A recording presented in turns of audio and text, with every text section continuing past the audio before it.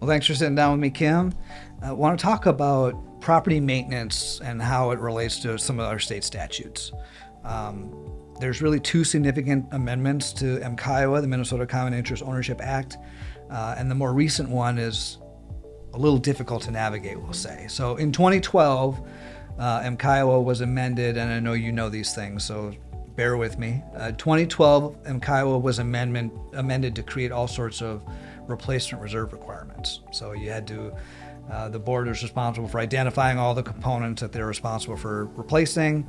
They had to create a separate fund, a reserve account fund. They had to look at a 30-year period of what needs to be replaced when, and then adequately fund that. Most subjective word in the world, right? And then they had to review every 3 years that plan. So it doesn't say you had to have a reserve study, but obviously a reserve study accomplishes all those things. So that was a significant amendment to MCIO in 2012. And I think most boards understand those requirements, and I think we've had enough time to kind of work with that. Where it does get tricky, I think, is in 2019, MCIO was amended to start in 2020, I believe, that the state legislators said, okay, we've got something to tackle the replacement of things, but what about the maintenance of things? So they created another amendment to MCIOA that put in place this preventative maintenance requirement. PMP, Preventative Maintenance Program, I think is what a lot of people adopted.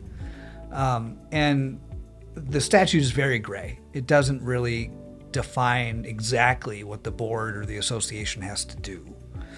And as managers, you and I both experience leading up to that year, what are we supposed to do? And you can ask 5 attorneys and get 5 very different opinions.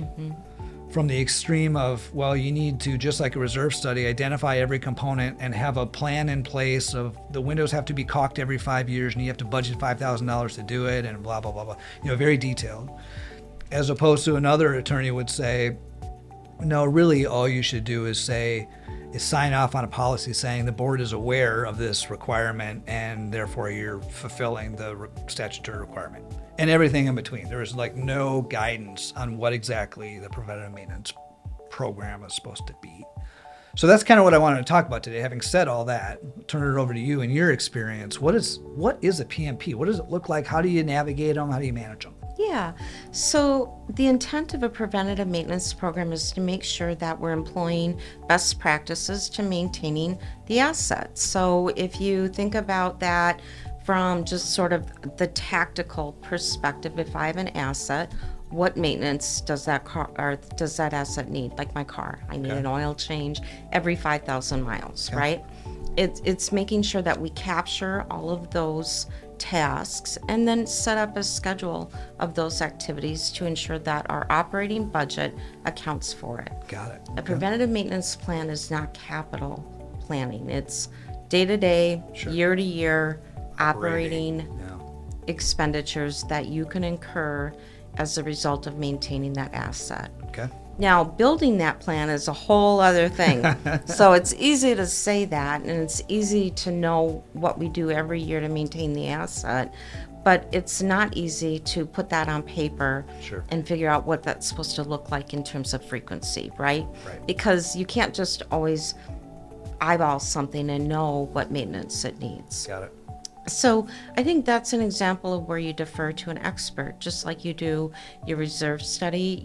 For your capital expenditures, you use a third-party engineering firm to help you understand what's involved with maintaining the asset. Okay. And the cost to add that to your reserve plan is very nominal compared to the risk if you're not maintaining the asset. Got it. So what I like to do is include that in my 3-year reserve study. Okay. And adding that again is pretty nominal. It's about 30% of the overall expense.